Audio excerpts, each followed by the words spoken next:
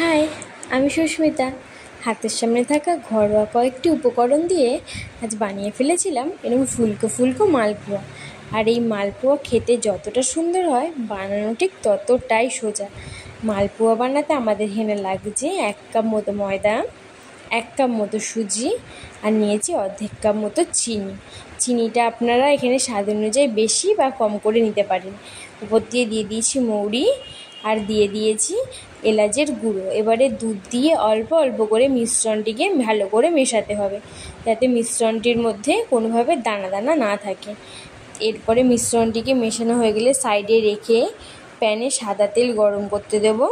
তেলটি গরম হয়ে এলে ওপর থেকে আগে যে মালপোয়ার যে ব্যাটারটি করেছিলাম, এটি ছোট বাটির সাহায্যে অল্প অল্প করে দিয়ে দেবো। আর তেলে দেওয়া মাত্রই মালপোয়াগুলো কি সুন্দরভাবে ফুলে উঠেছে। প্রত্যেকটা মালপোয়া এরকম ফুলকো ফুলকো হয়েছিল। আর মালপোয়াগুলো হয়ে গেলে আমি তেল ঝরিয়ে এভাবে নামিয়ে নিয়েছিলাম। আর কার কার পছন্দ ওই মালপোয়া আমাকে কমেন্ট করে জানাতে ভুলবেন না কিন্তু। টাটা।